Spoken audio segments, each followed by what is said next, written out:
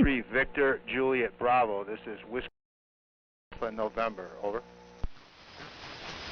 Yes, I copy. W2AN. Aren't you at the AWA? I think that's their club call, WA3VJB. Good morning. Good morning, Paul. The name is Steve, the operator is Steve. Yes, we are at the museum, and we're using the Collins KW1, and I heard you in a very strong signal today.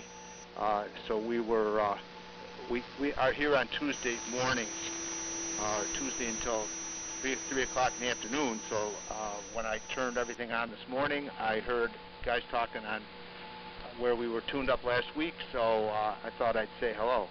W83VJB, this is W2AN. Over. Yeah, very good, Steve. Nice to make your acquaintance. I was just on the AWA Sunday afternoon net on 3835 with Joe, W3GMS, who is running the same audio box that I'm putting through its paces here today. So I'll appreciate your comments on how it sounds. It's known as the Max audio processor, and it's crafted by two AMers, Clark N1 BCG and Rick W8KHK. It's a neat little box, few $100s, but it winds up improving the audio modulation index quite a lot, especially for lower powered stations. You've got plenty of signal, of course, out of the KW1. A little bit narrow. It almost sounds like you're using a crystal mic, and a little hum coming into the sides. But the only reason I comment is because I am putting this through a test drive, and I'm listening in a good pair of headphones, both here at home on a receiver with a generous passband, as well as on one of the internet receivers on the Kiwi SDR platform, Steve. But plenty of signal into the Vermont node that I happen to be listening to you on, and a good 10/9 here at home on a commercial shipping receiver known as the ITT McKay. Transmitter is one of the super seniors being produced by Index Labs, like the one they have at W1AW. So back to you, Steve. I wonder what your calls are at home if we've worked before, and thank you for any comment on the audio here as well. W2AN at the AWA Museum at Bloomfield, WA3VJB Annapolis, and the name is Paul. WA3VJB, this is W2AN. Well, very good, Paul. Yeah, your audio sounds great. And we are using a crystal mic. It's the aesthetic bullet looking one like a D104, but it's the bullet one. I think it's a 106 maybe or something. I'm not sure. Anyway, it's a crystal mic, and we're running into a probably pretty bad VSWR, but it's we're doing about 300 watts of carrier.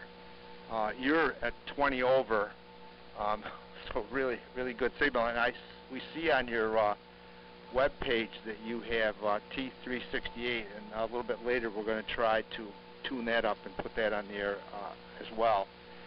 So we do play with these radios when we get a chance.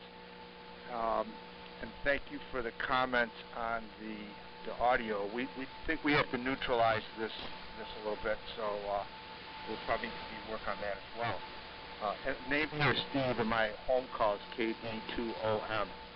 And I haven't been on AM from home forever, but I intend to do that. I'm working on a Johnson Viking Valiant that I got, so I'm working on that. Anyway, back to you, Paul. WA3VJB, W2AN. Over. Yeah, see, I screwed you up by asking for your home calls. W2AN, the AWA club station from WA3VJB. Yeah, very good, Steve, and best wishes to your Valiant project there. Yeah, this part of the hobby is a lot of fun, and I can imagine in your volunteer work at the museum that you come across a number of people in this part of the hobby who look forward to hearing not only your T3 but the KW1 from time to time. I knew Bruce Kelly, I knew Bob Raid, I knew a number of your other principals and founders of the place up there in years past. Been a participant in the AWA afternoon gathering on Sundays. Back to when Dave, KA2J, was the anchor station, and of course before him, W2ZM, Bob. And I just got word of the heavy metal rally coming up in January, which always makes me think of Bob Raid, because he and I once spent, at least 12 hours, and I think he was closer to 16 hours, in the heavy metal rally, coast to coast, working stations for the Bill Coronamos Trophy that now is sponsored by Electric Radio Magazine. So I hope the W2AN flag will be waving for that event coming up in January. Somebody will be able to go over and staff it. I was one of the organizers of K3RTV, K3 Radio TV, which is a museum in the D.C. area, Washington, D.C. area, who took custody of a Gates broadcast transmitter that eventually made its way to W1AW, where it was converted and repaired for use on 160 and 75 meters. And now that has gone to W1VCM, a Connecticut museum that you'll hear on the air from time to time. And so there's a lot of tall ship activity on here. The picture you saw in my station of the T368 is an older picture. The T3 has gone on to another home because of the 300G that you see over there on the left of the other picture. The Collins 300G is a retired broadcast transmitter that was purchased brand new by WUST in Washington, D.C. in 1946. And it's been converted originally for tri-band operation, 160, 80, and 40. And now is operable on 80 and 40 because of a coil failure that has been tough to replicate. So 80 and 40 is just fine, so I wasn't on 160 anyway. But anyway, the Collins is my pride and joy, and the Super Senior is just kind of a boring transmitter that keeps me on the air. But it's the one that seems to be the most transparent when it comes to testing audio boxes like this one. So thank you for the feedback on that. Back to you, Steve. And I wish I had a little more time. One of our two Labrador retrievers has not been out for her post-breakfast business trip to investigate the woods. So I'll listen out for another one, and I got to go see that she's comfortable too. W2AN at Bloomfield, WA3VJB. Back to you, Steve. WA3VJB, W2AN. Very good, Paul. Yeah, I've got to get out of here anyway. We've got to get some work done. It's too tempting to just play radio and talk on the radios all day and then nothing is done. Anyway, have a good rest of your day, and thank you for the contact. And hopefully we'll run into you on that, or at least be participating in that heavy metal contest in January.